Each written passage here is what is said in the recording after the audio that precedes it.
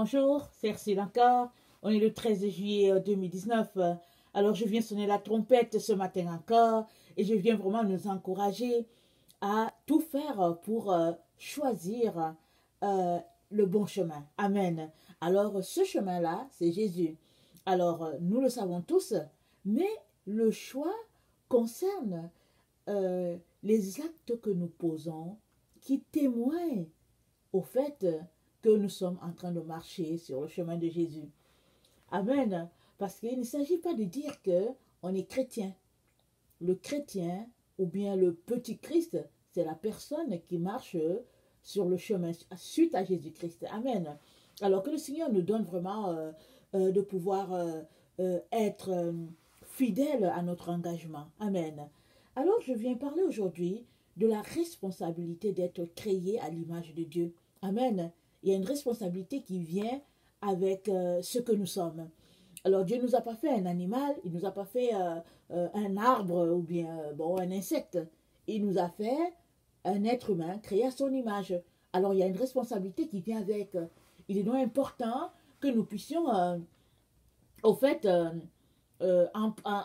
être conscients et aussi agir dans ce sens-là. Parce que un jour, quand nous serons devant Dieu, Dieu nous posera des questions sur au fait notre état, sur ce que nous avons fait par rapport à tout ce qu'il nous a confié. Alors, si maintenant nous sommes juste des personnes peinardes sur la terre, qui au fait sont juste des humains et puis qui ne se sentent responsables en rien, comme aujourd'hui la jeunesse et puis notre monde, il y a un problème, n'est-ce pas? Il est donc important que nous puissions passer en revue la responsabilité qui nous incombe en tant que des personnes créées à l'image de Dieu et de tout faire pour être conforme à ce que le Seigneur attend de nous. Amen. Alors, je pense que la première responsabilité, c'est de faire un choix par rapport aux humains que nous sommes. Amen. Dieu a fait de nous des êtres humains créés à son image. Physiquement et puis spirituellement. Alors, le choix nous revient de savoir si nous voulons marcher avec Dieu ou bien ne pas marcher avec lui. Alors, si on choisit de ne pas marcher avec lui, bon, c'est dommage, mais on a choisi notre côté.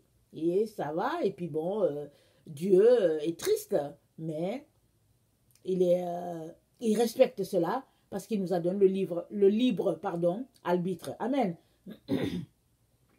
C'est tôt le matin, alors, voilà. Excusez-moi. Alors, mais maintenant, si nous choisissons la vie, alors, c'est une très bonne chose. Il est important aussi que on fasse la suite des pas. On fasse la suite des pas. On pose la suite, les autres pas qui viennent après pour nous retrouver conformes à ce que Dieu attend de nous. Alors, Deutéronome 30, le verset 19 à 20 nous dit ceci. C'est Dieu qui parle à Israël. Il dit, j'en prends aujourd'hui à témoin contre vous le ciel et la terre. J'ai mis devant toi la vie et la mort, la bénédiction et la malédiction. Choisis la vie afin que tu vives toi et ta postérité. Pour aimer l'Éternel ton Dieu, pour obéir à sa voix et pour t'attacher à lui, car de cela dépend de ta vie et la prolongation de tes jours.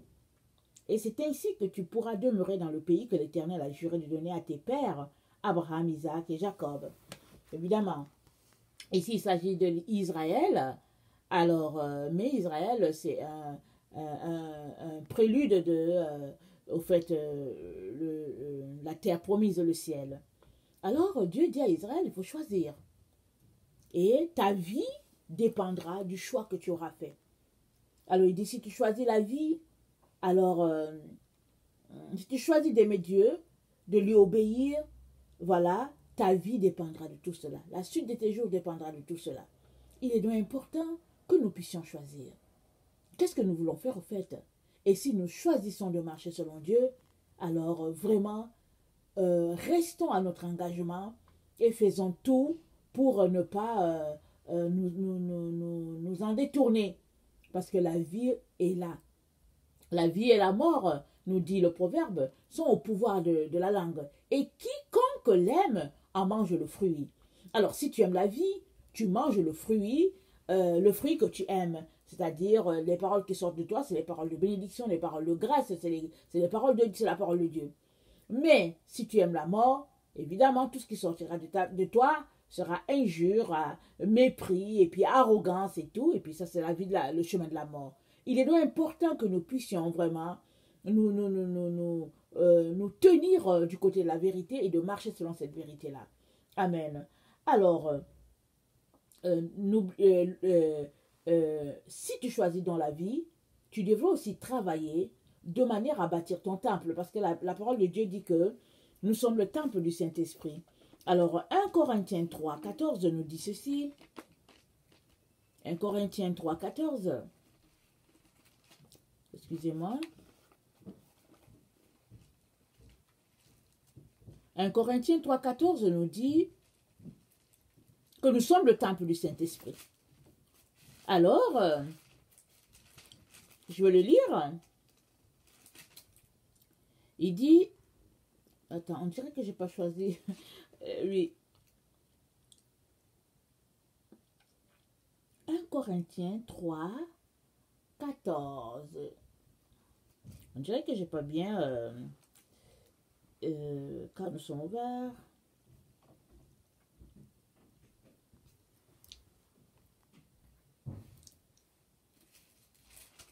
Je ne sais pas pourquoi j'ai pas bien noté le passage. Je ne sais pas. Alors nous sommes le temple du Saint-Esprit. Alors nous sommes appelés à bâtir ce temple-là et à marcher d'une manière qui soit agréable à notre Seigneur. Parce que si ton temple, qui est la maison de Dieu, s'il est bâti selon Dieu, alors bon, voilà, tu lui seras agréable. Et 1 Corinthiens 3,14 parle des fondements, le fondement des apôtres. Ça dit, si quelqu'un bâtit sur ce fondement, avec de l'or, de l'argent, des pierres précieuses, du bois, du foin, du chaume, l'œuvre de chacun sera manifestée. Car le jour la fera connaître, parce qu'elle se révélera dans le feu, et le feu éprouvera ce qu'est l'œuvre de chacun. Voilà, si l'œuvre bâtie par quelqu'un sur le fondement subsiste, il recevra une récompense. Si l'œuvre de quelqu'un est consumée, il perdra sa récompense. Pour lui, il sera sauvé, mais comme à travers le feu. Voilà. Alors le verset, c'est 1 Corinthiens 3, 15. Il dit, « Ne savez-vous pas que vous êtes le temple de Dieu et que l'Esprit de Dieu habite en vous ?» Alors, l'Esprit de Dieu habite en nous et nous ne pouvons donc pas faire ce que nous voulons. Parce que Dieu n'est pas divisé. Alors, d'abord, sa parole est bâtie sur la pierre angulaire qui est Jésus et le fondement des apôtres. Et maintenant, si nous nous engageons à suivre ce Jésus-là et à marcher selon ses voies, il est donc important que nous prenions conscience que nous sommes la maison du Saint-Esprit, le temple, l'endroit où le Saint-Esprit habite. Nous ne pouvons donc pas marcher selon nos propres principes. Nous sommes appelés à marcher selon les principes de l'Esprit de Dieu.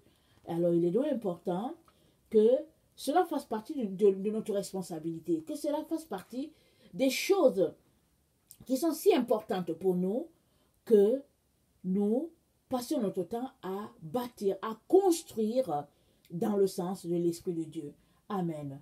Et dans Romains 8, le verset 14 à 15, la parole de Dieu nous dit que c'est ceux qui sont conduits par l'Esprit de Dieu qui sont appelés fils de Dieu. Ce n'est pas tout le monde qui est appelé fils de Dieu. Alors aujourd'hui, dans la maison de Dieu, on est nombreux dans la maison de Dieu et il y a toutes sortes de vases, nous dit la parole de Dieu. Mais seuls ceux-là qui sont conduits par l'Esprit de Dieu sont appelés fils de Dieu. Alors, c'est ta responsabilité de marcher selon l'Esprit de Dieu ou pas. Parce que le Seigneur ne t'oblige pas à obéir à sa voix, à obéir à sa loi, à obéir à tout ce qu'il te dit. Mais si tu crois que tu es enfant de Dieu, si tu penses que l'Esprit de Dieu habite en toi, si tu penses que Jésus est mort pour toi, alors c'est ta responsabilité de marcher selon l'Esprit de Dieu. Alors ce verset-là, Romains 8, le verset 14, nous dit que c'est ceux-là qui sont conduits par l'Esprit de Dieu qui sont fils de Dieu. C'est-à-dire, c'est l'évidence. Voilà. C'est l'évidence de celui qui dit qu'il est enfant de Dieu. Si tu dis que tu es enfant de Dieu, si tu dis que Dieu est ton Père, alors tu devrais marcher selon l'Esprit de Dieu. C'est ça que ce passage est en train de dire. Alors, c'est comme un parent. Alors, si l'enfant dit que voici mon père ou voici ma mère, cet enfant-là devrait obéir à son parent. S'il n'obéit pas à son père ou sa mère, alors il prouve par là qu'effectivement, ce ne sont pas ses parents. Alors, en quelque sorte, c'est un peu comme ça qu'on peut paraphraser. Alors, la parole de Dieu nous dit donc que, attendez, je vais le lire, car ceux qui sont conduits par l'Esprit de Dieu sont fils de Dieu. Et Romains 8, le verset 8 nous dit, ceux qui vivent selon la chair ne sauraient plaire à Dieu. Alors, pour vous, vous ne vivez pas selon la chair, mais selon l'esprit, si du moins l'esprit de Dieu habite en vous. Si quelqu'un n'a pas l'esprit de Dieu, il ne lui appartient pas. Donc, à partir du moment où tu te réclames d'être enfant de Dieu, où tu te réclames d'avoir l'esprit de Dieu en toi, la Bible te dit que c'est ta responsabilité de marcher selon l'esprit de Dieu. Et Jésus-Christ a dit quoi? Que quand le consolateur viendra, il nous enseignera toutes choses, il nous conduira dans toute la vérité. Il prendra de ce qui est à Jésus et il nous l'apportera, il nous l'apprendra. Alors, marcher selon l'esprit de Dieu, c'est marcher dans la voie de Jésus, c'est marcher sur les conseils de ton Seigneur. Parce que si Jésus-Christ nous a donné son Saint-Esprit, c'est pour que nous ne soyons pas orphelins, en train de tâtonner ça et là dans ce monde plein de ténèbres, alors que lui, il a fini et il est dans la gloire de Dieu. Jésus nous a donné l'Esprit de Dieu pour que cet Esprit-là puisse nous conduire dans toute la vérité. Alors, si tu te réclames de Dieu et que tu ne suis pas les conseils de l'Esprit, il y a un problème, n'est-ce pas? Alors, il est donc très important que nous puissions vraiment suivre ce conseil-là et marcher selon l'Esprit de Dieu. Amen. Et l'autre responsabilité qui nous revient en tant que des personnes créées à l'image de Dieu, c'est de vivre loin du péché et de faire de notre vie une vie de sainteté. Alors, vous savez que c'est un choix. Dieu a dit, j'ai mis devant toi la vie et la mort. Choisis la vie pour être heureux. Et quand Caïn était en train de parler avec Dieu, quand Dieu lui posait des questions sur Abel et tout, Dieu lui a dit, le péché se couche devant ta porte, mais toi, domine sur lui. Alors le péché se couche à la porte de chaque être humain. Et c'est notre responsabilité de dominer sur le péché. C'est ton choix, et c'est le mien, de vivre loin du péché. Et c'est sûr que c'est une vie de renoncement. C'est, comme nous venons de lire, ceux qui vivent selon la chair ne sauraient plaire à Dieu. Pour vous, vous ne vivez pas selon la chair, mais selon l'esprit, si du moins l'esprit de Dieu habite en vous. Alors si tu vis selon la chair, tu ne peux pas être agréable à l'Éternel. Et Paul a dit que la chair et l'esprit ont des désirs contraires. Ils ne peuvent pas faire la même chose.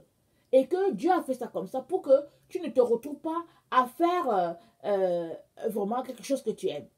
Il dit, c'est fait comme ça de telle sorte que, en tout cas, tu choisis un côté ou tu choisis l'autre. Tu ne peux pas choisir les deux à la fois, ça ne se fait pas.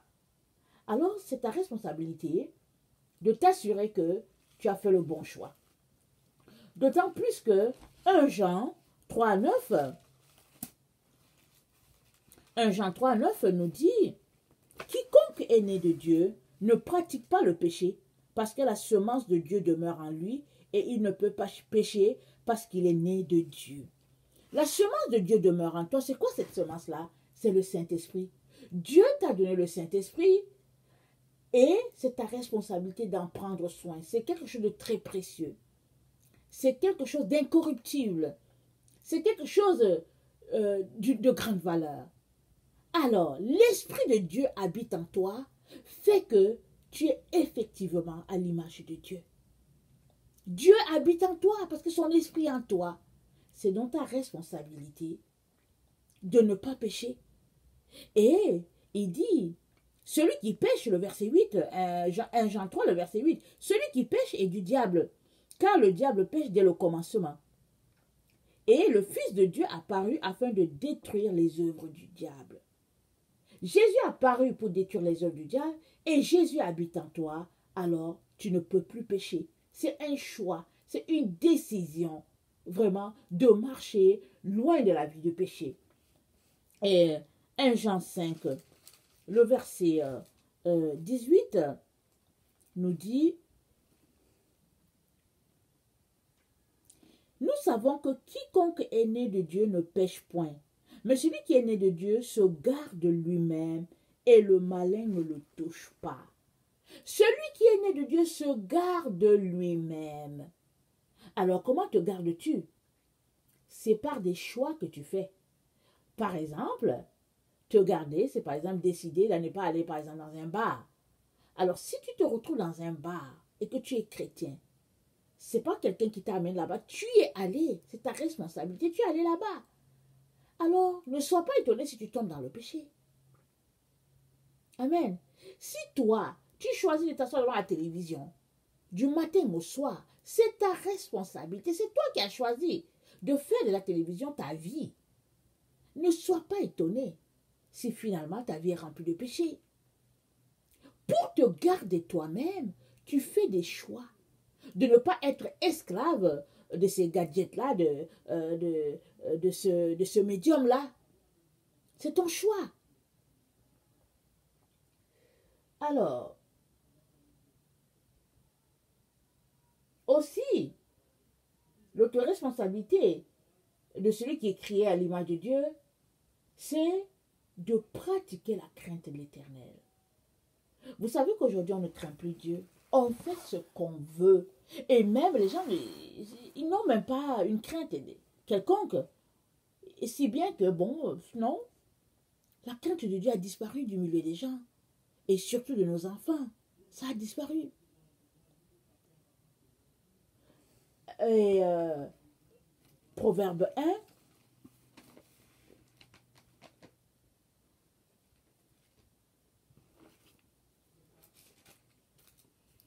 Proverbe 1, le verset 7 nous dit, la crainte de l'Éternel est le commencement de la science. Les insensés méprisent la sagesse et l'instruction. Écoute, mon fils, l'instruction de ton père et ne rejette pas l'enseignement de ta mère, car c'est une couronne de grâce pour ta tête et une parure pour ton cou. Mon fils, si des pécheurs veulent te séduire, ne te laisse pas gagner. Ne te laisse pas gagner. La crainte de l'Éternel, c'est le commencement de la sagesse. Et ne te laisse pas gagner par la vie des pécheurs. C'est un choix, c'est une décision de se laisser aller ou pas. Ne te laisse pas gagner. Proverbe 4.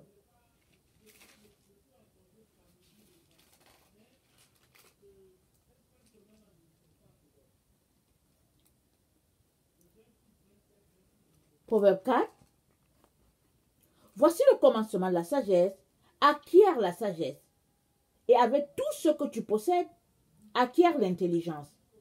Exalte-la et elle t'élèvera. Elle fera ta gloire si tu l'embrasses. Elle mettra sur ta tête une couronne de grâce.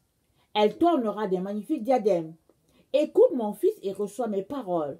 Et les années de ta vie se multiplieront. Je te montre la voie de la sagesse. Je te conduis dans les sentiers de la droiture. Si tu marches, ton pas ne sera point gêné. Si tu cours, tu ne chanceleras point. Retiens l'instruction et ne t'en dessaisis pas. Garde-la, car elle est ta vie. N'entre pas dans les sentiers des méchants et ne marche pas dans la voie des hommes mauvais. Évite-la, n'y passe point. Détourne et passe outre, car il ne dormirait pas s'il n'avait fait le mal. Le sommeil leur serait ravi s'ils n'avaient fait tomber personne. Car c'est le pain de la méchanceté qu'ils mangent. C'est le vin de la violence qu'ils boivent. Le sentier des justes est comme la lumière resplendissante, dont l'éclat va croissant jusqu'au milieu du jour. La voix des méchants est comme les ténèbres. Ils n'aperçoivent pas ce qui les fera tomber. La voix des méchants est comme les ténèbres. Ils n'aperçoivent pas ce qui les fera tomber. Amen. La voix de l'enfant de Dieu est pleine de lumière, de soleil. C'est dit, le sentier des justes est comme la lumière resplendissante dont l'éclat va croissant jusqu'au milieu du jour. Dieu est avec ceux-là qui ont la crainte de l'Éternel. La crainte de l'Éternel, c'est là que la sagesse commence. C'est la base. C'est ça la base de toute chose. Si tu veux grandir dans le Seigneur, si tu veux vraiment être épanoui en Jésus, si tu veux connaître les voies que le Seigneur a pour lui, le Seigneur a pour toi, crains l'Éternel, tremble devant sa parole, devant sa loi, fais-en vraiment ton compagnon de tous les jours et Dieu marchera avec toi et puis tes sentiers ne seront que justice et bonté. Amen. Très très important. Que le Seigneur vraiment te donne de saisir ce principe-là pour partir. C'est-à-dire que, de base, c'est déjà ton départ. Très, très important. Si tu veux connaître le Seigneur, mais que tu ne veux pas le craindre, alors je ne sais pas comment tu vas faire. Parce que la crainte de l'Éternel, c'est le commencement de la sagesse. Alors, il est aussi important de développer notre intimité avec le Seigneur. Vous savez, l'intimité, c'est la clé importante pour vraiment que Jésus-Christ puisse dire un jour, je te connais ou je ne te connais pas. L'intimité. Alors, être intime, on sait tous ce que ça veut dire. C'est être proche d'une personne, de telle sorte que, tu connais, tu vas jusque dans, en tout cas, son intimité. Et généralement, c'est les couples qui sont intimes, si du moins il y a cette relation d'amitié entre eux. Parce que juste l'aspect sexuel ne fait pas de toi quelqu'un intime à l'autre, même s'il y a cet aspect-là. Mais l'intimité profonde, vraiment, ça va au-delà. Ça va, oui, il y a l'aspect, comment on appelle ça, l'aspect relation sexuelle. Ça, c'est Dieu qui l'a instauré comme ça. Mais il y a aussi l'aspect amour, bonté, sentiment. Donc, il y a cet aspect-là. Et ça, là, c'est important de développer cela avec le Seigneur Jésus. Sinon, si tu es juste que, tu connais le Seigneur, tu lui as donné ta vie un jour, mais tu ne viens pas dans sa présence, mais que, tu fais tout pour ne pas te retrouver dans des voies que le Seigneur n'aime pas, mais que tu n'es pas intime avec lui, il ne te connaît pas. Tu as besoin de venir. Tu as besoin de marcher avec lui. Tu as besoin de lui dire combien tu l'aimes, combien il te manque. Tu as besoin de lui exprimer tout ce que tu vis. C'est ça, être intime avec le Seigneur. Venir, vraiment sonder son cœur, entendre les battements de son cœur, savoir qu'est-ce qu'il attend de toi. Tu as besoin de cela à tous les jours. Amen. Alors, Cantique nous parle de cette intimité-là. Alors, Cantique 1, le verset 1 à 4 nous dit qu'il me baise des baisers de sa bouche, car ton amour vaut mieux que le vin. Tes parfums ont une odeur suave. Ton nom est un parfum qui se répand. C'est pourquoi les jeunes filles t'aiment. Entraîne-moi après toi. Nous courons. Le roi m'introduit dans ses appartements. Nous nous égayerons, nous nous réjouirons à cause de toi. Nous célébrerons ton amour plus que le vin.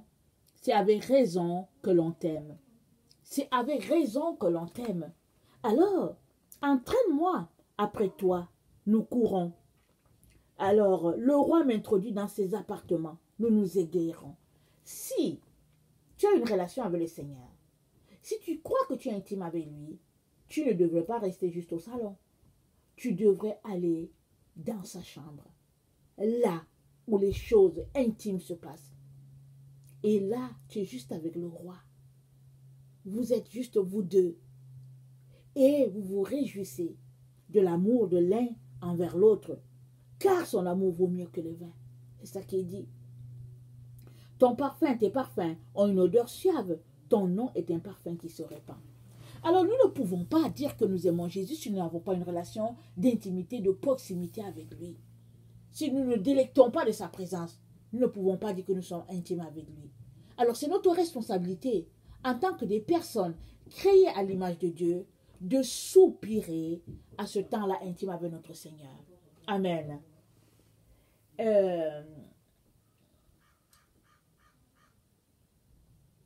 C'est notre responsabilité aussi de répandre le parfum de notre époux. Amen. Alors, je vais encore lire Cantique. Un Cantique 1, le verset 8 nous dit ceci. Si tu ne le sais pas, ô la plus belle des femmes, sors sur les traces des brebis et fais paître tes chevreaux près des demeures des bergers. Amen. Parce que si tu es intime avec ton Seigneur, tu es préoccupé par ce qui le préoccupe. Tu es appelé à aller faire paître tes brebis, faire paître tes chevreaux près de demeures des bergers. Amen. Pourquoi est-ce que la personne qui est intime, si intime, le Seigneur lui demande de paître ses chevreaux près des demeures des bergers? Vous savez, les bergers, ils sont là pour les brebis. Un berger, c'est quelqu'un qui a une bergerie, qui a des brebis, qui s'occupe de ses brebis. Et les chevreaux, les chèvres et tout, ils sont souvent qualifiés de têtus, d'entêtés. Vraiment, les brebis, ils sont qualifiés de douces, de dociles, et puis ils écoutent, et puis ils vont en groupe, ils suivent leur maître. Mais souvent les chèvres, en tout cas, elles sont souvent dans toutes les directions, et puis une peut être à gauche, et puis l'autre carrément là-bas à droite, d'une façon opposée carrément. Et puis, et même quand tu vas la chercher, et puis souvent elle marche là vraiment, en tout cas, tellement entêtée et tout. Et le Seigneur, l'époux, dans Cantique 1, le verset 8, dit à la personne qui est intime avec lui, ici la Sulamite, il dit, fais paître tes chevaux près de demeures des bergers. C'est-à-dire, ceux qui sont entêtés là, les chèvres là, les brebis entêtés là, vas-y après eux. Parce que seule la personne qui aime tellement son Seigneur est capable d'aller, d'avoir le cœur, la passion, la compassion pour de telles chèvres. Parce que ça demande beaucoup de compassion pour pouvoir ramener les âmes au Seigneur. Ça demande beaucoup de compassion pour vraiment passer du temps à prier, à réclamer ceux-là qui au fait sont entêtés, sont clopin. Et la personne là qui est intime à son Seigneur a en elle ce désir-là, cette soif-là de vraiment ramener les âmes au Seigneur. Parce que c'est le cœur de son maître qui brûle en elle. Amen. Une telle personne vraiment fait la joie de son maître. Et une telle personne fait tout pour répandre le parfum de son époux. Et si bien que bon, c'est une personne qui passe son temps à évangéliser, à crier aux gens, à les ramener sur le chemin de la vérité, à leur crier qu'il y a un époux qui est ici, qui est extraordinaire, etc. etc. Amen. Alors, et c'est notre responsabilité aussi d'être des personnes matures. Et être mature demande que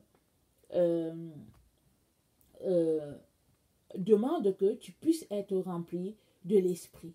Parce que tu puisses marcher par l'esprit.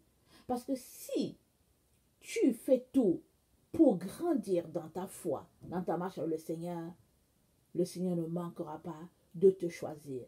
Qu'est-ce que la Bible dit? La Bible dit il y a beaucoup d'appelés et peu d'élus.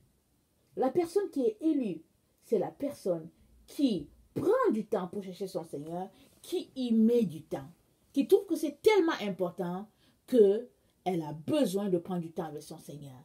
Et une telle personne qui fait, au fait, de sa croissance spirituelle quelque chose de très important, le Seigneur ne manquera pas de choisir cette personne-là pour en faire son épouse. Amen. Alors, Nous avons comme exemple la parabole des 10 vierges. Rappelons-nous, elles étaient 10 et 5 ont été qualifiées de sages et 5 de folles. Celles qui ont été qualifiées de sages l'ont été à cause de l'huile qu'elles avaient, à cause de leur intimité, à cause de la relation qu'elles avaient avec ce Seigneur-là. Alors, il nous revient de bâtir notre relation pour pouvoir vraiment réjouir le cœur du Père. Amen. Nous avons aussi besoin de développer, nous avons aussi besoin de développer notre vision spirituelle. Amen. Jésus-Christ nous dit, je pense Matthieu 6, le verset 22, Matthieu 6, le verset 22 nous dit ceci. L'œil est la lampe du corps. Si ton œil est en bon état, tout ton corps sera éclairé. Mais si ton œil est en mauvais état, tout ton corps sera dans les ténèbres. Si donc la lumière qui est en toi est ténèbres, combien seront grandes ces ténèbres-là? C'est notre responsabilité d'avoir la vision de Jésus, de voir comme Jésus voit. Nous avons nous voyons de plusieurs façons. Nous regardons de plusieurs façons. Il est important que nous puissions regarder de la manière dont Jésus-Christ regarde. Amen. Parce que Jean 1 nous dit que la lumière est venue dans le monde et le monde ne l'a pas reçue. Mais à tous ceux-là qui l'ont reçue, cette lumière-là a donné le pouvoir de devenir enfant de Dieu. Et ce passage-là nous montre qu'il y a certains qui ont refusé la lumière, il y a d'autres qui, au fait, l'ont choisi ou la choisiront. Alors faisons partie de ceux-là qui, au fait, ont choisi cette lumière-là. Le verset 7, Jean 1, le verset 8, il n'était pas la lumière, parlant de Jean-Baptiste, mais il parut pour rendre témoignage à la lumière. Cette lumière est la véritable lumière qui, en venant au monde, éclaire tout homme. Elle n'était pas dans le monde. Elle était dans le monde, et le monde a été fait par elle, et le monde ne l'a point connue. Elle est venue chez les siens, et les siens ne l'ont point reçue. Mais à ceux qui l'ont reçue, à ceux qui croient en son nom, elle a donné le pouvoir de devenir enfants de Dieu, lesquels sont nés, non du sang, ni de la volonté de la chair, ni de la volonté de l'homme, mais de Dieu. Et la parole a été faite chair, et elle a habité parmi nous, pleine de grâce et de vérité, et nous avons contemplé sa gloire comme la gloire du Fils unique venu du Père. Amen. Alors, il nous revient de choisir cette lumière-là. Et si nous avons choisi la lumière, cette véritable lumière-là, marchons donc selon cette lumière-là. Et ne nous en éloignons pas, ou bien ne menons pas une vie double. Alors, je vais terminer vraiment en nous rappelant ce qui s'est passé avec les deux enfants à Aaron. Ça, c'est dans Lévitique 10, le verset 1 à 2. Je vous laisse lire. Il était question qu'ils fassent leur service au temple. Et Dieu leur avait dit de faire les choses d'une manière. Mais ils ont apporté dans le tabernacle, dans le lieu très saint, ils ont apporté un feu, le feu que Dieu n'avait pas choisi. C'était leur feu à eux, ils ont pris, ils l'ont amené. Et ce feu-là les a consumés, ils sont morts. Et cela nous montre que, voilà deux personnes qui ont été sanctifiées, qui ont été mis à part par Dieu, et ils ont décidé de mélanger ce qui est saint à ce qui est charnel. Ils ont décidé de mélanger la mauvaise lumière, le mauvais feu du feu divin. Ils ont décidé de mélanger les deux parce qu'ils n'ont pas fait de différence et ils ont payé le prix. Alors mes chers frères et sœurs, si nous croyons que Dieu nous a rachetés par son Fils, si nous croyons que nous lui appartenons, si nous croyons que nous sommes ses enfants et que l'Esprit de Dieu vit en nous, faisons tout ce que nous pouvons pour marcher selon cet esprit-là et de demeurer dans les grâces de notre Père. Amen. Que le Seigneur vraiment vous bénisse et qu'il vous remplisse de toutes ses grâces. Si toi tu es quelqu'un qui ne connaît pas le Seigneur, je viens t'encourager à expérimenter Jésus. Pose-toi des questions sur ce Seigneur-là. Demande au Seigneur où se trouve le chemin de la vérité. Il ne manquera pas de t'éclairer. Amen. Soyez bénis Je vous aime beaucoup et Dieu davantage. Merci.